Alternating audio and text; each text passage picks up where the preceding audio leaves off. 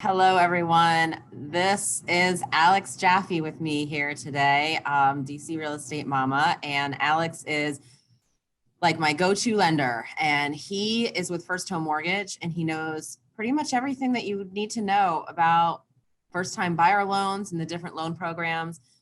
So since we are in DC here and we are straddling like Maryland and Virginia as well, he knows all three areas and the first time home buyer programs and the different loan programs that are available to people and what the qualifications are. So we wanted to have him on to kind of just talk about all of this today so that it can help at least demystify it for people, because they'll often call and sometimes these programs change and we don't even know what to say to people. So I'm just referring them to you. So hello, Alex. Hi, Melissa. Thanks for having me.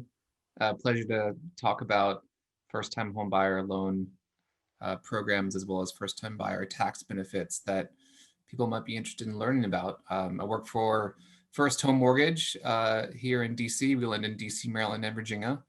And thanks for having me on. Let's start with DC, because DC has a couple different programs that people usually ask about. So there's the two main ones that we hear about a lot are DC Open Doors, and you're the number one lender for doing loans for that program in terms of volume, correct, and number. So DC Open Doors, there's HPAP, and then there's NACA, which we'll talk about for like a couple quick seconds, but we'll focus on the other two. And is there anything that I'm missing of loan programs for DC? Those would be the two DC specific loan programs would be DC Open Doors and HPAP. NACA is not restricted just to DC. Open Doors, or DC Open Doors, was introduced in 2013 by the DC government, and it was created to solve a problem that many first-time buyers have, which is saving for the down payment. And so DC Open Doors lends the down payment to a home buyer. That money comes as a repayable but zero interest loan. The loan is deferred. It's not paid back, this down payment assistance loan, until the homeowner moves out or sells the property. There's options for both conventional and FHA financing. They'll cover the down payment for you, and the down payment assistance comes paired with a 30-year fixed mortgage, meaning together the down payment assistance loan and the mortgage finances 100% of the property's purchase price. Okay, and did it change, because you're saying that it's a no interest loan essentially that's paid back when they sell. Does it kick in at year 5? Did it used to kick in at year 5 that they had to start paying back? A very common question. When the program was introduced in 2013, originally the down payment assistance money was forgiven over a 5-year period. September of 2019, DC government changed the program from being a forgiven down payment assistance loan to a repayable loan. And at that time, by doing so, they dramatically made the interest rate more competitive and comparable to typical loan products that don't come with down payment assistance. Okay, all right, that's great. And how do you get that? So if you're looking to purchase in DC, if you don't currently own real estate, you don't have to be a first-time buyer. You just can't own real estate now. The income cap for the program for 2020 is $151,200. That's the cap based upon whoever is applying for the loan and the income that we're qualifying for the purchase. Unlike most loan programs that offer down payment assistance, the income is not capped based upon the household, meaning you can have other household members who aren't applying, and together your collective income could be above 151. But if the applicant is below 151, they could qualify. The maximum loan amount for the program depends upon the product, but generally speaking, we'll cap out in the 500s. I'll just mention that DC Open Doors, it's a really easy product to work with. There's no extra hoops to jump through to get approved for it. We qualify borrowers for DC Open Doors just like any other loan product, and it does not add time to the process nor complexity. And we've done about 200 of them, and we are, my team, the top producer, top loan officer for the program. We have been every year since the program was introduced in 2013. HPAP is another program also offered by DC government. HPAP exists for a slightly different purpose. HPAP's purpose is to provide gap financing, meaning it helps a home buyer purchase at a higher price point than they could otherwise buy. HPAP assistance is much more than DC Open Doors. The amount of assistance is based upon household size and income and ranges from as little as $4,000 to as much as $84,000. The amount of assistance you're eligible for is based upon what DC government determines as your need. If you're pursuing HPAP financing, you apply through a housing counseling agency. There's 4 of them that are approved in the district to take applications, and they submit the applications to one of 2 entities of the DC government to pre-approve an applicant for the program. And so there's a component of counseling. There's a class and there's a submission of documentation. Because of these things, it does take a little more time to get pre-approved. The pre-approval for HPAP is not done through your lender. It is done through a nonprofit counseling agency and DC government. Right. And we often hear from people that there are a couple bottlenecks with the program. They don't always hear back from people, or they can't get into a class, and it's a few months of a waiting period. And pre-COVID, I think it was harder for people because there were night classes and then weekend classes. And when somebody's sort of locked into a commuting schedule, it was hard to make that happen. But now potentially it's easier, but we're also seeing a lot, more moving around. And so there's a lot more people, it feels like, who are going for this HPAP program. They make you jump through hoops prior to getting in a class. And overall, you might expect the whole process to take around 2.5 months or so to get your pre-approval. Once approved, you would receive 2 documents that indicate you're ready to proceed with HPAP financing. The first is the notice of eligibility. That's the document that says how much assistance you're eligible for. Then the second is your 8-hour housing counseling certificate. Those 2 documents are the items needed to be indicative of you being ready to pursue HPAP on a home purchase. Okay. So then they get the letter, and then they have 6 months, I believe, they tell them that it's 6 months, but it's really 12, correct? Getting an extension on your notice of eligibility is not difficult. And just because you get a notice of eligibility that says you get 68,000, if your income then changes and you bump up to the next tier, well, then your assistance is decreased.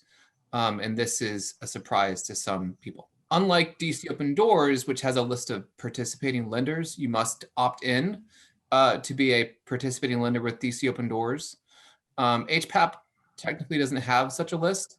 I have testified to City Council to recommend changes to the program. By the way, they're at alexjaffe.com/testimony. Yay! And the income charts and the steps of how to apply for these programs are also on my website too. Okay. Jaffe.com/DPA. It's a bit of a process, and you would want to work with a lender who's familiar with it. Okay.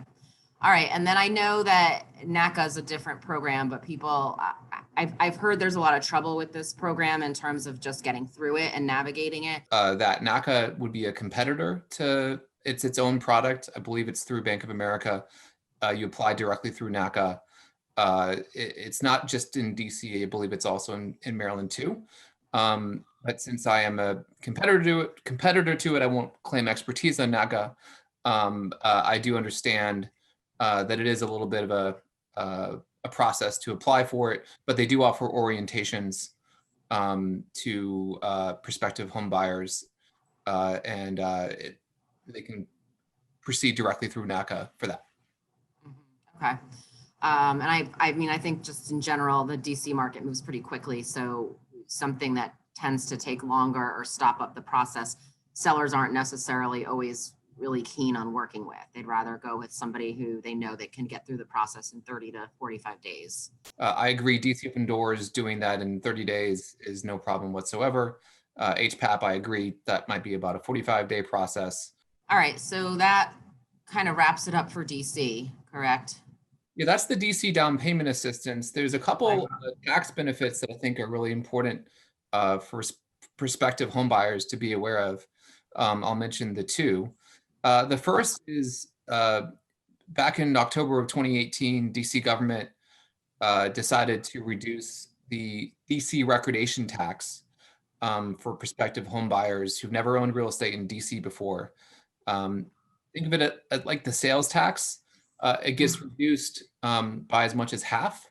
The income cap is based on household size. For a household of one, that number is in the 150s. And that's one way to help reduce closing costs associated with your purchase. The caps are on my website at alexjaffe.com/transfer-tax. There's also another one, somewhat also a reduction of your recordation and transfer tax. If you are of a lower income limit than that, it's more restrictive. If you're a household of one, for example, and your income is less than 66,900, your transfer and recordation taxes are waived entirely, and you can have your property tax payment be abated, ceased for up to 5 years. I explain in detail at alexjaffe.com/DC-tax-abatement. And then the MCC, also offered by DC government, a mortgage credit certificate, household cap, income cap, household cap of 151,200, sales price cap of 530,000.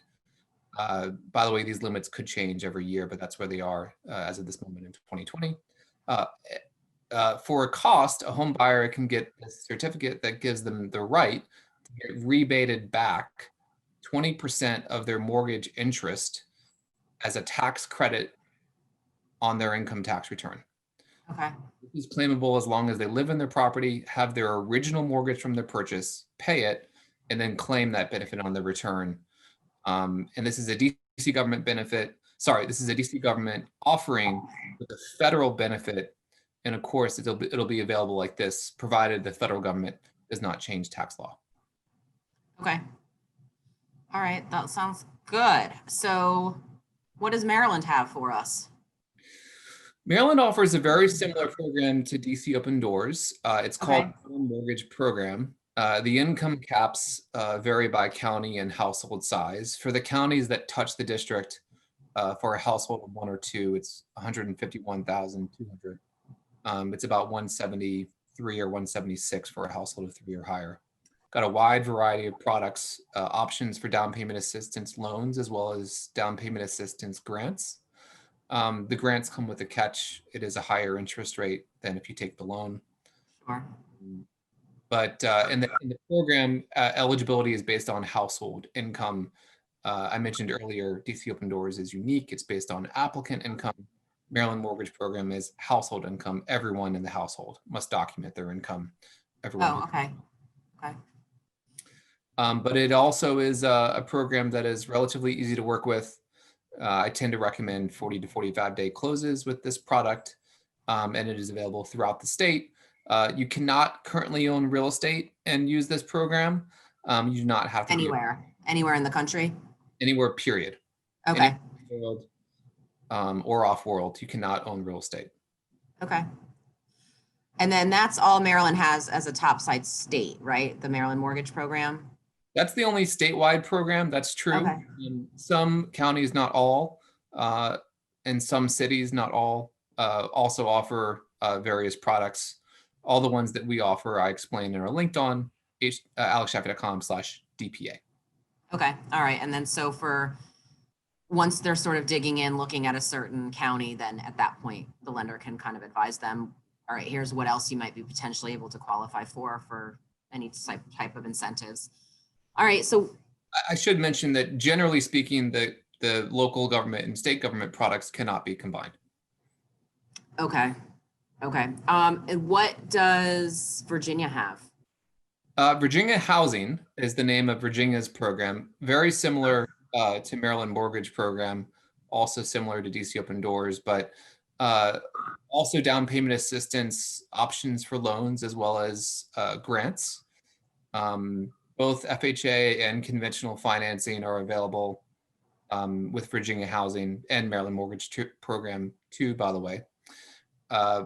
With Virginia Housing, a home buyer can also acquire an MCC as well. However, the assistance, the rebate, the tax credit from the Virginia Housing MCC is only 10% of your mortgage interest as opposed to 20%. Virginia Housing is available throughout the state of Virginia. The income caps will vary based upon county. In Northern Virginia, the cap is in the low 100s. I believe it's about 130 and change is the cap. Okay. You don't have to be a first-time home buyer. If you're applying for a loan and not an MCC, you can qualify based on applicant and not household income. But if you apply for either a grant or an MCC, you must qualify based upon household income. Great. So does that sum it up? Gosh, yeah. All the money you've got for us today? I think it does. It's a pleasure to be able to speak to these programs, and first-time home buying. There's a lot to learn and understand and familiarize yourself with, but Melissa is here to help with the buying side. I'm here to help with the lending side, and it's a pleasure to speak on these topics. Awesome. All right. So it's Alex Jaffe with First Home Mortgage. We're going to put your contact info up as well. So we'll have that flash on the screen. And then, yep, as Alex said, if you have any questions about any of this stuff, you can reach out to me. I'll probably just refer you directly to him because I don't want to be the one that's maybe quoting the misinformation about the intricacies of these programs. And we'll get your contact info up. And I am Melissa Terzis, DC Real Estate Mama with Arla Real Estate, and we're checking out. Thanks, Alex. Thank you.